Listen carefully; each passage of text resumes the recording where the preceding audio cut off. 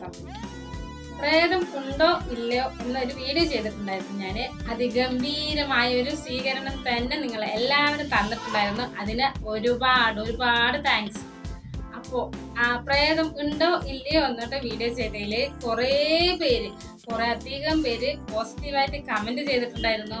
അതേപോലെ തന്നെ നെഗറ്റീവായിട്ടും കമന്റ് ചെയ്തിട്ടുണ്ടായിരുന്നു. നമുക്ക് രണ്ടും സ്വീകരിക്കും. കാരണം എന്താണെന്ന് വെച്ചാൽ നെഗറ്റീവായിട്ട് കമന്റ് അടിച്ചാൽ മാത്രമാണ് അടുത്ത വീഡിയോ ചെയ്യാനുള്ള ഒരു പ്രചോദനം തന്നെ. കാരണം ആ നെഗറ്റീവിനെ എങ്ങനെ പോസിറ്റീവ് ആക്കാം എന്നുള്ള ഒരു ചിന്ത കാരണം.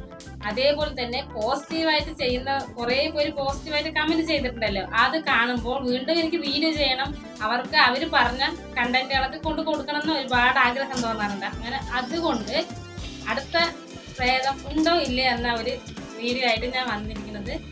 അതുപോലെ തന്നെ എനിക്ക് വാച്ച് ടൈം അവർ ഭയങ്കര കുറവായിരുന്നു. ഞാൻ വീഡിയോ ഇനി നിർത്താനൊക്കെ വിചാരിച്ചിരിക്കുമ്പോഴാണ് ഇത് ഞാൻ 2024 ചെയ്ത വീഡിയോ ആയിരുന്നു. ആ വീഡിയോ അങ്ങ് കയറി കട്ട് ചെയ്ത് അങ്ങനെ എനിക്ക് വാച്ച് ടൈം അവർ കംപ്ലീറ്റ് ആയി. മോണിറ്റൈസേഷന്റെ ഫസ്റ്റ് സ്റ്റെപ്പ് ഞാൻ കംപ്ലീറ്റ് ചെയ്തു. പക്ഷേ പിന്നീട് ഇടുന്ന വീഡിയോക്കൊന്നും ഞാൻ ഇതുമായിട്ട് ബന്ധമില്ലാത്ത വീഡിയോകളൊക്കെയാണ് ചെയ്യുന്നത്. എന്തെങ്കിലും ഒരു വീഡിയോ ഇടണമല്ലോ എന്ന് ചെയ്തുകൊണ്ടായിരിക്കും.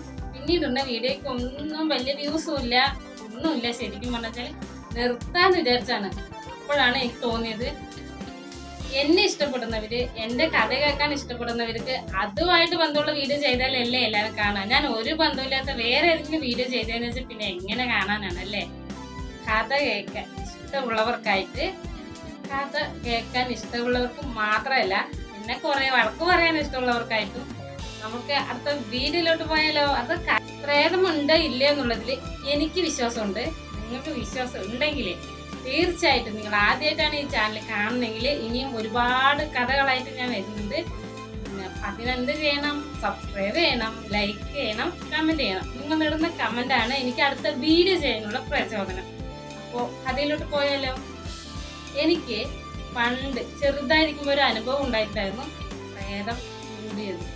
സാധാരണ എല്ലാവരും വീഡിയോ ചെയ്യുമ്പോൾ പകൽ സമയത്ത് ചെയ്യാറില്ല. ഈ പ്രേതത്തിന്റെ വീഡിയോ ചെയ്യുമ്പോൾ ഫുൾ ബാക്ക്ഗ്രൗണ്ട് ബ്ലാക്ക് കളറിട്ട് ഇരുട്ടത്ത് പേടിപ്പിക്കുന്ന രീതി ഇങ്ങനെയൊക്കെ വീഡിയോ ചെയ്യാം. പക്ഷെ അതിനുള്ള ധൈര്യം എനിക്ക് ഒട്ടും ഇല്ലാത്തതുകൊണ്ടാണ് ഞാൻ ഇന്ന് പകല് 12 മണി എന്തോമാണ് സമയം, ഈ സമയത്ത് ചെയ്യുന്നത്. ഇതേ തന്നെ രാത്രി 12 മണി ചെയ്താൽ കുറച്ചും കൂടി വ്യൂസ് ഉണ്ട്, കുറച്ചും കൂടി ഒരു പേടിപ്പിക്കുന്ന ഒരു ഇതൊക്കെ കിട്ടും. പക്ഷെ അത്രയ്ക്കുള്ള ധൈര്യം എനിക്കില്ല. അതുകൊണ്ടാണ് ഞാൻ ഈ സമയത്ത് ചെയ്യുന്നത്. എൻ്റെ വീട് പാലക്കാട് കൊല്ലങ്കോടാണ്. കൊല്ലങ്കോട് എന്ന് വെച്ചാല് തനി നാട്ടുമ്പുറമാണ്. നല്ല വയലുകളും തോടും കുളവും അങ്ങനെ കുറേ മലനിരകളൊക്കെ ഉള്ള ഒരു നല്ല നാട്ടുമ്പുറം എന്ന് പറഞ്ഞാൽ നല്ല സുന്ദരമായ ഒരു ഗ്രാമം. പക്ഷെ ഞങ്ങൾക്ക് ടൗണിലേക്ക് വരണമെങ്കിൽ 3 കിലോമീറ്റർ സ്വന്തമായിട്ട് വണ്ടിയുള്ളവർക്ക് കുഴപ്പമില്ല, ഇല്ലാത്തവര് നടന്ന് വരണം. ഭയങ്കര ബുദ്ധിമുട്ടാണ് അങ്ങനെ വരുന്നതിൽ. അപ്പോൾ അങ്ങനെ ഞങ്ങള് സ്കൂളിലൊക്കെ നടന്നിട്ടാണ് പോയിക്കൊണ്ടിരുന്നത്. അധികം വീടുകളുണ്ട്. പക്ഷെ ആ വീട്ടിലേക്കുള്ള കുട്ടികൾ എല്ലാവരും കൂടെ ഒരുമിച്ചാണ് അധികം സ്കൂളിൽ പോവുക. അപ്പൊ ഈ തനിച്ച് വരാതിരിക്കാനായിട്ട് കുറേ കഥകൾ നമ്മൾക്ക് അമ്മമാർ പറഞ്ഞു തരും. അതായത് ആ കുളത്തിന്റെ അവിടെ പോകണ്ട, ഈ വഴിയിൽ ഒറ്റയ്ക്ക് വരണ്ട, ഈ പാടത്തു കൂടെ നിങ്ങൾ ഒറ്റയ്ക്ക് വരണ്ട. കാരണം നമ്മൾ ഒറ്റയ്ക്ക് വരാതിരിക്കാനുള്ള വഴിയാണ് ഇതെല്ലാം. എന്നാലും നമ്മൾക്ക് ചെറിയ കുട്ടികളായത് കൊണ്ട് തന്നെ നമ്മൾക്ക് പറയുന്ന കഥകൾ നമ്മൾ അതേപടി അങ്ങ് ഉൾക്കൊള്ളും. എന്നിട്ട് അത് നമ്മുടെ മനസ്സിൽ തന്നെ വെക്കും. എന്നിട്ട് നമ്മളെങ്ങാനും ഒറ്റയ്ക്ക് ഒരു സാഹചര്യത്തിലുള്ള പെടാനുള്ള അവസ്ഥ ആലോചിച്ച് നോക്ക്. അതാണ് ഇന്നത്തെ സംഭവം. കഥയായിട്ട് ഞാൻ പറയുന്നത്. അതായത് എൻ്റെ അനുഭവമാണ് ഞാൻ നിങ്ങൾക്ക് കഥയായിട്ട് പറയുന്നത്. ഞാൻ ചെറുതായിരിക്കുന്ന സമയത്ത് ഞങ്ങളുടെ അവിടെ ഒരു കുളമുണ്ട്. കുളം എന്ന് വെച്ചാല് 2 സൈഡ് ഫുൾ വയലാണ്. അതിന്റെ നടുവിലൂടെയാണ് റോഡ് പോകുന്നത്. അതിന്റെ ഒരു സൈഡില് കുളം, അത്യാവശ്യം വലിയ കുളമാണ്. അതിന് ചുറ്റും മരമാണ്. മരം എന്ന് വെച്ചാല് നിങ്ങൾക്ക് അറിയോന്ന് അറിയില്ല, അത് വെള്ളക്കായ എന്നാണ് ഞങ്ങളുടെ അവിടെ അതിന് പറയാം. ഇങ്ങനെ നീളമുള്ള ഒരു കായാണ്. അങ്ങനെ നീണ്ടിരിക്കും. അത് നല്ല പഴുത്ത് കഴിയുമ്പോൾ തിന്നാനൊക്കെ പറ്റും. ഒരു പ്രത്യേക ഒരു ടേസ്റ്റാണ് അതിന്. അങ്ങനെ ആ കുളത്തിന് ചുറ്റും അങ്ങനെ ഒരു മരമുണ്ട്. അതേപോലെ തന്നെ വയലിന്റെ നടുക്ക് റോഡ് എന്ന് പറഞ്ഞില്ലേ, അതിന്റെ ഒരു സൈഡ് കുളമാണെങ്കിൽ അതിന് തൊട്ട് ഇപ്പുറത്തെ സൈഡായിട്ട് ചെറിയൊരു തോടാണ് പോകുന്നത്. ഈ കനാൽ എന്നൊക്കെ പറയില്ലേ, അങ്ങനെ ഒരു ചെറിയൊരു തോട്, അതാണ് സൈഡിലൂടെ പോണത്. അപ്പൊ ഇതിലൂടെ വേണം ഞങ്ങൾക്ക് ഡെയിലി സ്കൂളിൽ പോകാനായിട്ട്. അപ്പൊ അമ്മ പണ്ട് പറയും, പണ്ടെന്ന് വെച്ചാൽ ഒരുപാട് പണ്ടല്ല, ഞങ്ങൾ സ്കൂളിൽ പോണ സമയത്തൊക്കെ പറയും, നിങ്ങൾ അതിലൂടെ പോകുമ്പോ ഒറ്റയ്ക്ക് പോവരുത്. കാരണം ഒന്ന് കുളമാണല്ലോ, അതിന് തൊട്ട് ഇപ്പുറത്ത് തോടായതുകൊണ്ട് പെട്ടെന്ന് വീണ് പോയാലും അറിയില്ല. അതൊക്കെ കൊണ്ടാണ് പറയുന്നെങ്കിലും അതിന് നേർവഴിക്ക് പറയാതെ കുറച്ച് വേറെ വഴിക്കൊക്കെ പറഞ്ഞു തരും. എന്താന്ന് വെച്ചാല് ആ കുളത്തില് ഒരു അമ്മൂമ്മ, അതായത് ഒരു പ്രായമായ ഒരു അമ്മൂമ്മ പെട്ട് മരിച്ചിട്ടുണ്ടത്രേ. ആ അമ്മൂമ്മ വന്നിട്ട് നമ്മള് ഒറ്റയ്ക്കാകുന്ന സമയത്ത് നമ്മളെ പിടിച്ച് കുളത്തിൽ തള്ളിയിടും. ഇല്ലാന്ന് വെച്ചാല് അവിടെ വീഴ്ത്തും. അങ്ങനെ കുട്ടികൾക്ക് പേടിച്ച് പനി വന്നിട്ടുണ്ട്. അങ്ങനെ ആ അമ്മൂമ്മ മേലെ പ്രേതമായിട്ടൊക്കെ കൂടിയിട്ടുണ്ട്. അതുകൊണ്ട് ഞാനതിന് കുറേ അധികം കഥകൾ പറഞ്ഞു തന്നിട്ടുണ്ട്. അപ്പോൾ ആ സ്ഥലം എന്ന് പറഞ്ഞു വെച്ചാൽ നമുക്ക് എല്ലാ കുട്ടികൾക്കും മാത്രമല്ല, പ്രത്യേകിച്ച് നമ്മൾ ഇത് ഇപ്പൊ അമ്മയർക്ക് വേറെ ഒരു അമ്മൂമ്മ അവരുടെ മുത്തശ്ശിമാർക്ക് കഥ പറഞ്ഞിട്ടാണല്ലോ അറിയുന്നത്. അപ്പൊ അതുകൊണ്ട് തന്നെ ഇത് സത്യമാണോ അല്ലയോ എന്നുള്ളതൊന്നും നമുക്ക് അറിയില്ല. അതൊക്കെ ഈ തലമുറയായിട്ട് മാറി മാറി വരുന്ന കഥയാണല്ലോ. അപ്പൊ ഇത് നമുക്ക് നല്ല പേടിയാണ്. എല്ലാവർക്കും ആ സ്ഥലം എത്തുമ്പോൾ ഒന്ന് മനസ്സിൽ നമ്മൾ ഒരു ശ്വാസം ഇങ്ങനെ അടക്കി പിടിച്ചിട്ട് പോകുന്ന പോലെ ഒരു സ്ഥലമാണ്. അങ്ങനെ ഞാന് 10ാം ക്ലാസ് ഒക്കെ കഴിഞ്ഞ് കഴിഞ്ഞിട്ട് ഒരു ഫാൻസിയിൽ നിന്നിട്ടുണ്ടായിരുന്നു. അപ്പൊ ആ ഫാൻസിയിൽ നിൽക്കുന്ന സമയത്ത് ഇപ്പൊ എനിക്ക് ഒരു 2025-26 ആ സമയത്താണ് ഹർത്താലല്ല, അതായത് അവരുടെ റിലേഷനിൽ ആരോ മരിച്ചെന്ന് പറഞ്ഞിട്ട് കട അന്ന് ലീവ് കിട്ടും. അപ്പൊ ഞാൻ ഒറ്റയ്ക്ക് തന്നെ പോണം, വേറെ ആരും കൂട്ടില്ല. 3 കിലോമീറ്ററിൽ ദൂരം വീട്ടിലേക്ക് എന്ന് പറയുമ്പോൾ അതിന്റെ കറക്റ്റ് നടുക്കായിട്ടാണ് ഈ കുളവും വയലും ഈ തോടൊക്കെ വരുന്നത്.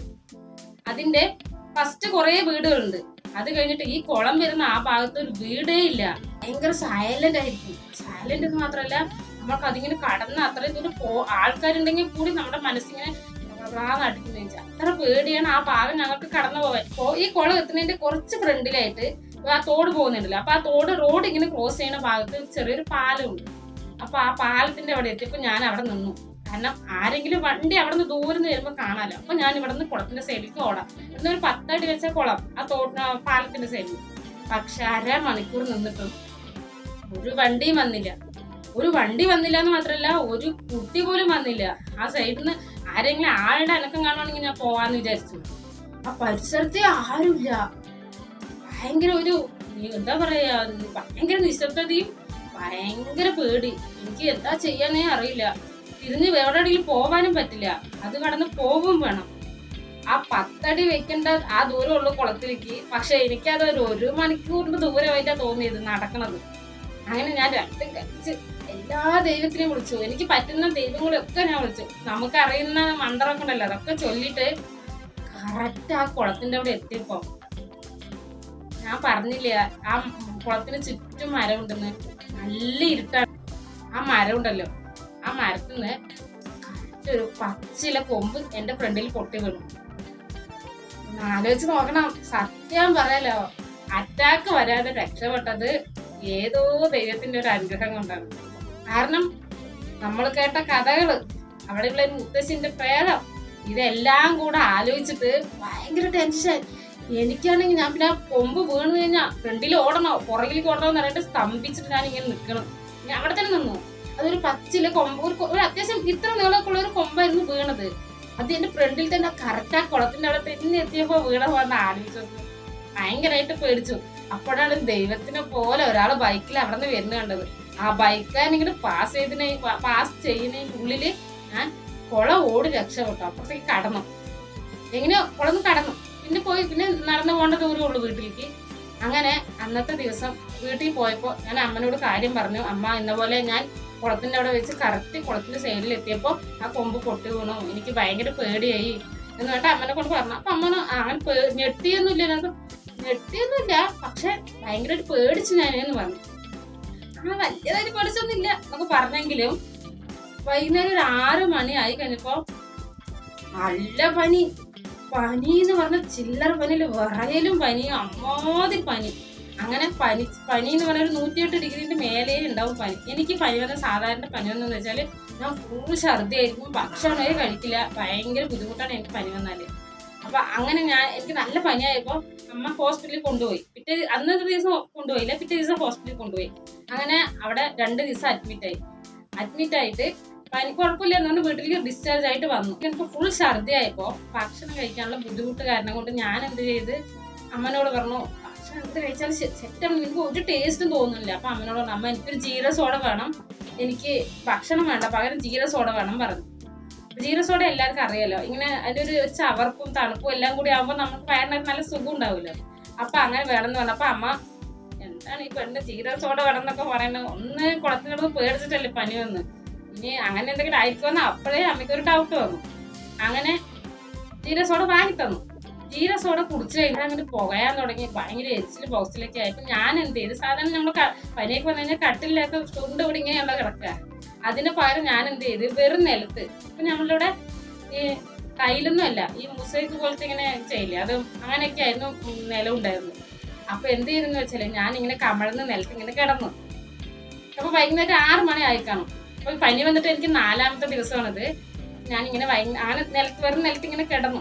അങ്ങനെ കിടന്നു കഴിഞ്ഞപ്പോ നല്ല സുഖമായിരുന്നു. കാരണം ഈ വയറിന്റെ അടിഭാഗം കണ്ടിട്ട് നമ്മൾ ഈ മുസൈക്ക് ഇട്ട സ്ഥലം നോക്കുമ്പോൾ നല്ല തണുപ്പായിരിക്കുമല്ലോ.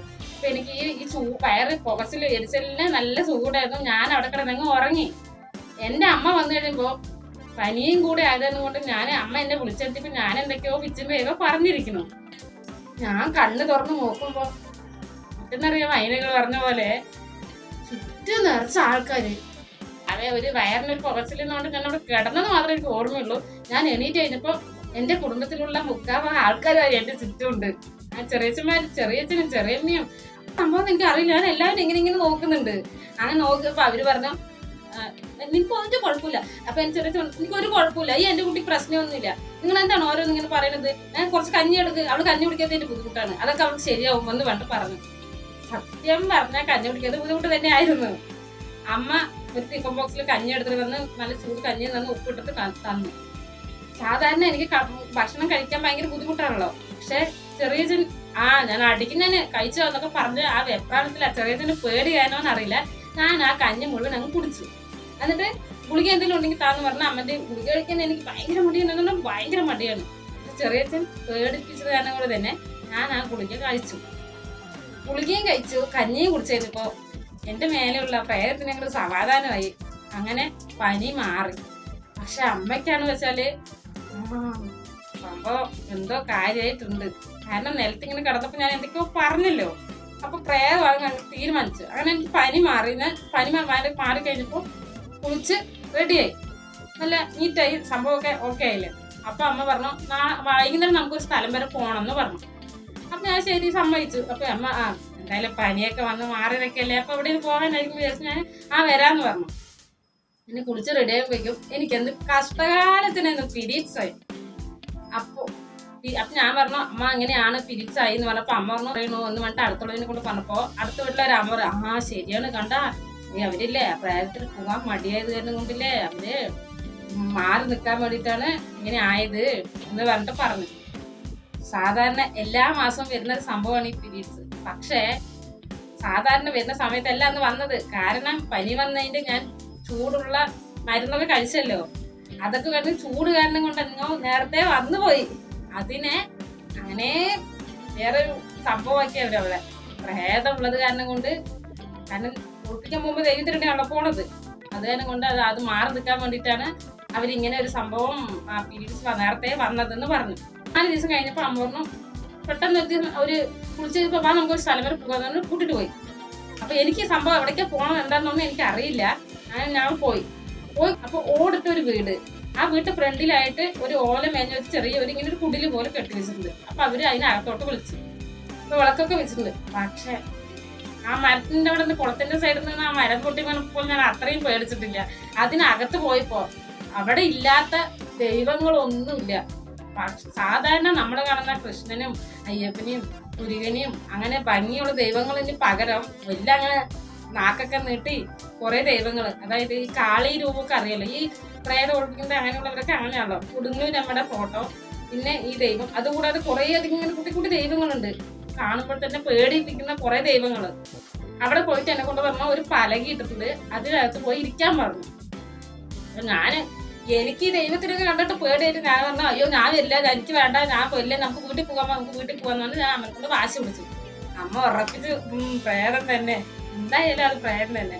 അപ്പൊ എങ്ങനെയെങ്കിലും ഒളിപ്പിക്കാണ്ട് പോകാൻ പറ്റില്ലല്ലോ, പ്രായം അതല്ലേ. അപ്പൊ എല്ലാരും പറഞ്ഞു പെൺകുട്ടിയല്ലേ, ഇപ്പൊ തന്നെ ശരിയാക്കിയില്ല, ഭയങ്കര ബുദ്ധിമുട്ടാവും അങ്ങനെയെന്നൊക്കെ പറഞ്ഞു. ശരി, അങ്ങനെയാണ് എന്റെ അമ്മ കൊണ്ടുപോയത്. പക്ഷെ നിർബന്ധിച്ച് ഞാൻ ഇരിക്കില്ല എന്ന് പറഞ്ഞപ്പോ എനിക്ക് ദൈവത്തിനെ കണ്ടിട്ട് സത്യം പറഞ്ഞാൽ പേടിച്ചിട്ടാണ് ഞാൻ ഇരിക്കില്ല എന്ന് പറഞ്ഞത്. എന്നെ പിടിച്ച് ആ പലകയിലിരുത്തിട്ട് അവര് കുറെ എന്തൊക്കെയോ മന്ത്രമൊക്കെ ചൊല്ലി എന്നെ കൊണ്ട് കണ്ണടച്ചിട്ട് പ്രാർത്ഥിക്കാൻ പറഞ്ഞു. സത്യം എനിക്ക് കണ്ണടിക്കാനും പേടി, കണ്ണടച്ച് തന്നെ ഈ ഇരിക്കുന്ന ദൈവങ്ങൾ എന്തെങ്കിലും വരുമോ അങ്ങനെയൊക്കെ പേടിയായിരുന്നു എനിക്ക്. അല്ല ഞാൻ കണ്ണടച്ച് ഇരുന്നു. അത് കഴിഞ്ഞിട്ട് അവര് എന്റെ ഈ നെറുകിലുണ്ടല്ലോ, തലേന്റെ നെറുകിൽ ഭസ്മത്തിന് തൊട്ടിട്ട് ഇങ്ങനെ തൊട്ടിട്ട് എന്നെ കൊണ്ട് വെച്ചു എന്തെങ്കിലും ഫീൽ ചെയ്യുന്നുണ്ടോന്ന്. അപ്പൊ എനിക്ക് തൊട്ടപ്പോ കണ്ണടച്ചിരിക്കല്ലേ, അപ്പൊ ഞാൻ പറഞ്ഞ തന്റെ മേലെ ആരോ കൈ വെച്ച് ഫീൽ ചെയ്തിട്ടുണ്ട്, എല്ലാം ശരി, പ്രത്യേകിച്ച് ഒരു ഫീലൊന്നും തോന്നുന്നില്ല എന്ന് പറഞ്ഞു. അപ്പൊ അവര് പറഞ്ഞു അതല്ല, ഈ കാലിന്റെ അവിടെ നിന്ന് ഇങ്ങനെ പെരുപ്പ്, അതായത് ഈ വിറയ്ക്കേ അങ്ങനെ എന്തെങ്കിലും തോന്നുന്നുണ്ടോ, ശരീരം വിറയ്ക്കുന്ന പോലെ അങ്ങനെ എന്തെങ്കിലും തോന്നുന്നുണ്ടോ ചോദിച്ചു. എനിക്കാണെങ്കിൽ അങ്ങനെ ഒരു തോന്നലുമില്ല, ഞാൻ എങ്ങനെ തോന്നും പറയും. പിന്നെ പക്ഷെ ഞാൻ പറഞ്ഞു ഇല്ല, എനിക്ക് അങ്ങനെ ഒരു തോന്നലൊന്നും തോന്നുന്നില്ല, ഒരു പ്രശ്നം ഇല്ല എന്ന് പറഞ്ഞു. പിന്നെ ഇവര് കുറെ എന്തൊക്കെയോ ചെയ്യുന്നുണ്ടായിരുന്നു, മന്ത്രം ചൊല്ലണു, ഒരു ഇരുമ്പിന്റെ പടിയൊക്കെ എടുത്തിട്ട് എന്തൊക്കെയോ ചെയ്യണു. പിന്നെ അതുകൂടാണ്ട് ഭസ്മത്തിന്റെ മേലെ കൂടി ഇങ്ങനെ കുറെ എറിയണു, കുറെ ഊതുന്നു, കുറെ എന്തൊക്കെയോ ചെയ്തു. ലാസ്റ്റ് ഞാൻ ഒരടക്കില്ലാതെ ഇങ്ങനെ കയ്യും കെട്ടി ഇങ്ങനെ ഇരിക്കുന്ന പോലെ ഞാനിങ്ങനെ ആവശ്യമായിട്ട് എന്താ ചെയ്യണമെന്നുള്ള രീതിയിലൊക്കെ നോക്കിയിരിക്കായിരുന്നു. ലാസ്റ്റ് അയാൾ സാഷ്ടാംഗം വെച്ചിട്ട് പറഞ്ഞു ഈ കുട്ടിക്ക് വേറെ പ്രശ്നമൊന്നുമില്ല, ഒന്ന് പേടിച്ചിട്ടുണ്ട്, അത്രയേ ഉള്ളൂ.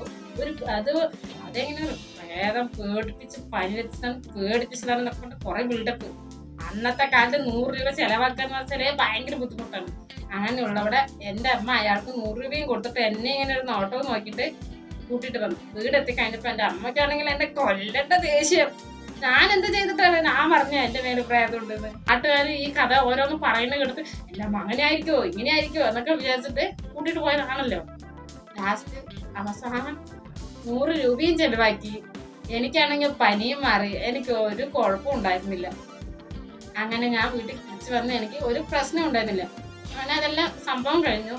എൻ്റെ അമ്മൻ്റെ 100 രൂപ പോയപ്പോൾ എനിക്കൊരു സമാധാനം. ആവശ്യമില്ലാതെ ഒരു 10 രൂപ ചെലവാക്കാത്ത എൻ്റെ അമ്മ 100 രൂപ കൊണ്ടുപോയിട്ട് പ്രേതം കൊടുത്തിട്ട് ഞാൻ കൂടെ കൊടുത്തില്ലേ. അങ്ങനെ ഇതാണ് എൻ്റെ ഒരു പ്രേതത്തിൻ്റെ ഒരു അനുഭവം. പ്രേതം ഇപ്പോ നമ്മൾക്ക് ഒരു സ്ഥലത്ത് പോയിട്ട് ഇന്ന വീട്ടിൽ പോകരുത്, പണ്ട് അവരവിടെ തൂങ്ങി മരിച്ചിട്ട്, പണ്ട് അവിടെയുള്ള ആളുകളൊക്കെ അവിടെ പോയി കഴിയുമ്പോൾ അവരെങ്ങനെ ചെയ്തിട്ടുണ്ട്, അങ്ങനെ ചെയ്തിട്ടുണ്ട്, കുറേ നമുക്കൊരു കഥ പറഞ്ഞു തരും. ആ കഥ നമ്മളുടെ മനസ്സിലേക്ക് ഇങ്ങനെ പതിച്ച് വെച്ചിരിക്കുന്നതാണ്. അതിനുശേഷം നമ്മൾ ആ പരിസരത്ത് കൂടെ പോകുമ്പോഴെല്ലാം നമ്മൾക്ക് ഓർമ്മ, അയ്യോ പണ്ട് പറഞ്ഞു തന്ന ആ കഥ ഇപ്പൊ അവിടെ ഉണ്ടാവുമോ, അങ്ങനെ. അപ്പൊ അവിടെ പോയിട്ട് ഒരു പൂച്ച അതിന്റെ സൈഡിലൂടെ ഓടിയാൽ പോലും നമ്മൾ എന്താ വിചാരിക്കാന്നറിയോ, ആ പ്രേതം വന്നായിരിക്കുന്നത് അല്ലേ. അതാണ് യഥാർത്ഥത്തിൽ നടക്കുന്ന ഒരു സംഭവം.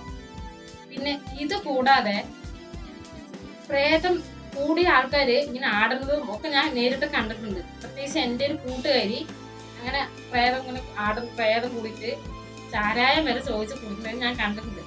ആ കഥയായിട്ട് ഞാൻ അടുത്ത വീഡിയോ ആയിട്ട് വരുന്നതായിരിക്കും. അതുവരേക്കും ബൈ. അപ്പോ മറക്കരുത്, സബ്സ്ക്രൈബ് ചെയ്യണം, ലൈക്ക് ചെയ്യണം, കമന്റ് ചെയ്യണം. നിങ്ങളിങ്ങനെ കമന്റ്, അത് നെഗറ്റീവ് ആണെങ്കിലും പോസിറ്റീവ് ആണെങ്കിലും എന്താണെങ്കിലും പറയണം. കാരണം നിങ്ങൾ ഇടുന്ന കമന്റാണ് എനിക്ക് അടുത്ത വീഡിയോ ചെയ്യാനുള്ള പ്രചോദനം. ബൈ.